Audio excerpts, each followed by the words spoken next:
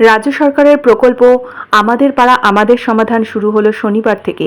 রাজ্য জুড়ে পরবর্তী 60 দিন এই প্রকল্পের কাজ চলার কথা। শনিবার সকালে বিধাননগরের মেয়র কৃষ্ণা চক্রবর্তীর ওয়ার্ড থেকেই শুরু হয়েছে রাজ্য সরকারের আমাদের পাড়া আমাদের সমাধান প্রকল্পের কাজ। শনিবার সকালে বেগম রোকেয়া স্কুলের সরকারি আধিকারিকেরা আসেন। সেখানে 29 নম্বর ওয়ার্ডের 3টি বুথ এলাকার বাসিন্দারা তাদের সমস্যার কথা নিয়ে হাজির হয়েছিলেন।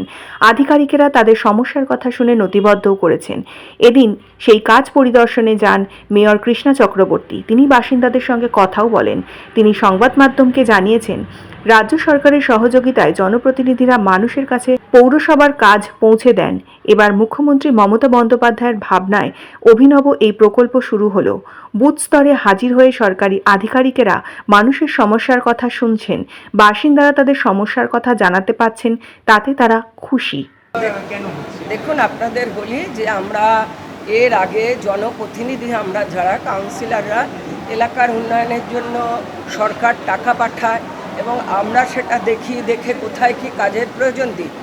এর আগে আপনার সরকার আপনার পাড়ার সমাধান হয়েছে। এবারে অভিনবত্ব আমাদের যে সরকারের মুখ্যমন্ত্রী তিনি বললেন না, এবারে যে বুথগুলোতে মানুষ ভোট দেয়, তারা ভোট দেয় কিসের জন্য? তারা দেয় আমার এলাকার যে আমাদের প্রয়োজনে যে কাজগুলো, সে কাজগুলো যেন সম্পূর্ণ হয়। তাই আমার পাড়া আমার সমাধান, যে বুথে যে ভোটার তার এপিক কার্ড নিয়ে সেই নাম্বারটা দিয়ে তাদের কি কাজ, তারা এসে দলবদ্ধভাবে সেই কাজটা দিচ্ছে। দেওয়ার পর এখানকার যারা অফিসাররা বসে আছে, সরকারি প্রতিনিধিরা, তারা সেই কাজটাকে নিচ্ছে। নেওয়ার পরে আগে ছিল 16টা প্রজেক্ট, এখন আরও 2টো প্রজেক্ট তার সঙ্গে অ্যাড হয়েছে। একটা হচ্ছে রাস্তা, আর একটা হচ্ছে আদার্স, আপনার যেগুলো প্রয়োজন। আপনি ভোটার, আপনার প্রয়োজন, আপনার সমস্যা, আপনার এলাকা, আপনার পাড়া, আপনি নিজে সমাধান করবেন।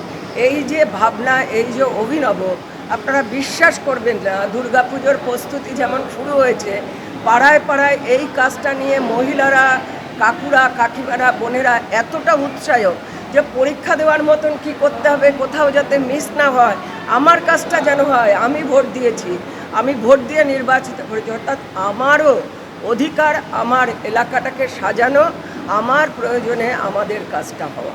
এটাই একদম যেটাকে বলে জমি থেকে ফসল তুলে নিয়ে এসে হাতে তুলে দেওয়া, এটা একদম তাই।